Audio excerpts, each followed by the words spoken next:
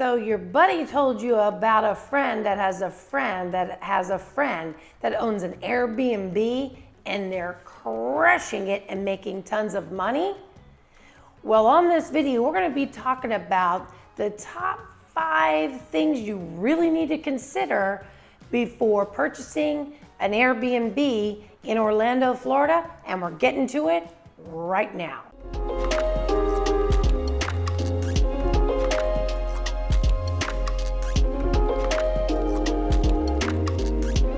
My name is June KRANICH, and on this channel we do videos every single week of what it's like to live, work, eat, sleep, play, and vacation all in Orlando and Central Florida. So if that's the information that you want and need, well, do me a favor and hit that subscribe button and click the bell below so that you're notified every time we do a new video. We have people reaching out to us every single week, and my team and myself, we are honored and delighted. So if you're thinking about moving to Orlando or Central Florida, or you're considering purchasing an investment property, well then shoot us a text, give us a call, send us an email, however you wish to connect, because we got you covered when it comes to moving to Orlando or Central Florida. So as I said, Airbnb is off the charts right now. They had their biggest year in 2021. I think it's partially because people are not as inclined to stay in hotels because of COVID and whatnot. Whatever the reason may be, the occupancy rates have been through the roof and the price has been through the roof. And so a lot of people are jumping on the bandwagon. And so vacation rental properties in Orlando, by the way, the #1 destination is in Kissimmee, Florida. And ironically enough, I found out that Orange County prohibits vacation and short-term rentals. It's only in Osceola County. So that's why it's important to have somebody, boots on the ground, that kind of knows the what of the insides and outs to Airbnb, because you can wind up losing a lot of money. So that's the #5 reason why you may want to consider not purchasing an Airbnb property is the management companies. There are a range of management companies, go anywhere from 17% all the way up to 30% plus. So that is something for you to really consider. What does that management company do for you? Are they prompt? How is their customer service? What do you get for that amount? You also can do it yourself. Myself, I have no desire to do that. I would much rather have a property management company that specializes in vacations take care of that. But you have to take that into consideration of the price of the home, because these vacation properties range anywhere from $300,000 up to $1 million plus, $2 million plus, $3 million plus. Like, there is a very wide range of vacation rental properties. Which leads me to #2, the competition. Have you taken a look at some of the destination properties here for Airbnb? These people have next level, you know what, when it comes to these vacation properties. They have basketball courts inside. Everything is Disney themed with Dumbo coming out of the walls, and Disney, a princess room, Star Wars room, off the chain. Resort style pools in the house, 9-bedroom, 11-bedroom, 15-bedroom. The competition is stiff and strong. So if you're considering purchasing an Airbnb, you want to jazz it up. That's what people rent. They want to be in the Disney frame of mind, the Disney vacation state of mind. So that is something to really consider, that the competition is steep. And that's why it comes in at #4. Coming in at #3, location. You can buy a home for Airbnb in Haines City, but will anyone rent it? Haines City, I don't have anything against it, but I have a friend that lives out there and it is a long drive. The location is everything. So where do you think everybody wants to be? Disney or Universal? Poor SeaWorld, no one even brings SeaWorld up anymore. I don't know why. I like SeaWorld, but Blackfish killed them.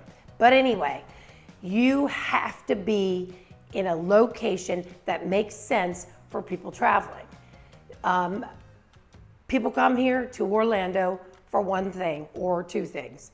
Destination as far as the theme parks and then beaches. So you want to be in that central hub around Champions Gate, Reunion. I'm just making a suggestion, right close on 27, somewhere that it makes sense so that once they leave the theme parks, their Airbnb is right around the corner. So that's why it comes in at number 3. You really need to think long and hard, because the closer to Disney, what do you think? The higher the price. That's why it's number 3, as why to maybe not purchase an Airbnb. If you're getting any value out of this video, do me a favor and hit that like button.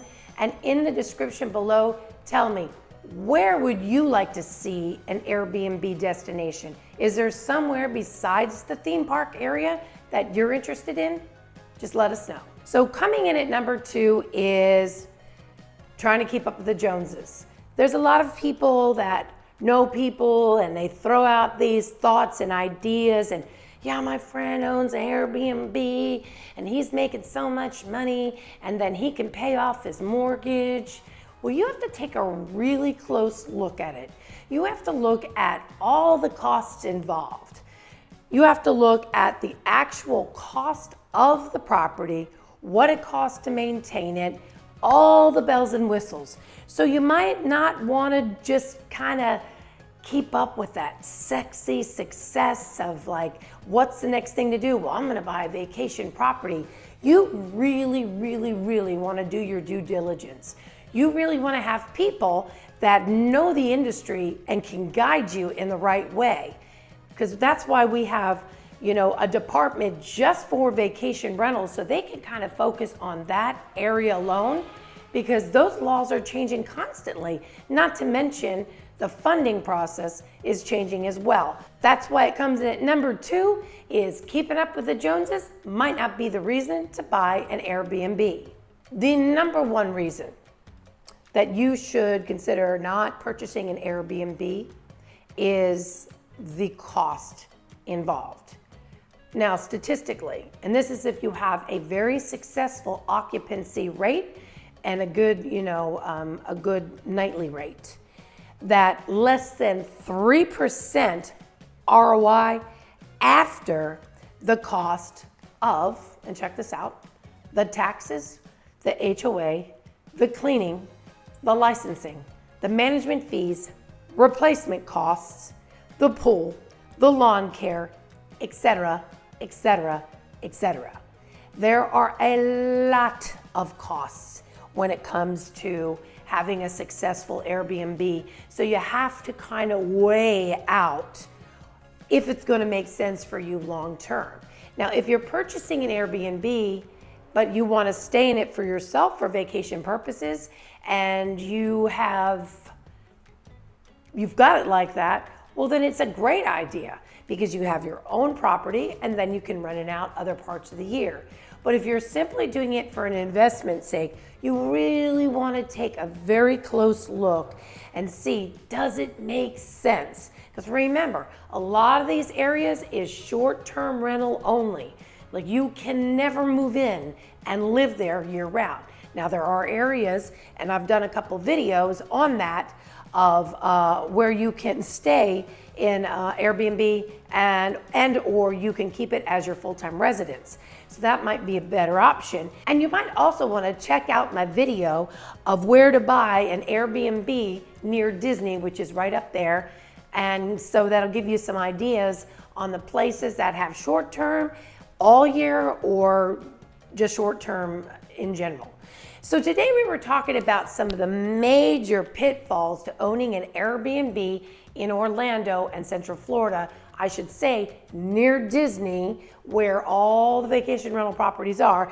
But if that isn't your liking it's not what you're really looking for, well, you have to let us know. You have to reach out. You have to tell us exactly what it is you want to see so that we can get those videos out to you right away. So remember, if you're thinking about moving to Orlando or Central Florida or purchasing a vacation property or investment property, well then shoot us a text, give us a call, send us an email, however you wish to connect, because we got you covered when it comes to moving to Orlando and Central Florida, and we'll see you on the next video. Bye for now. It's a wrap!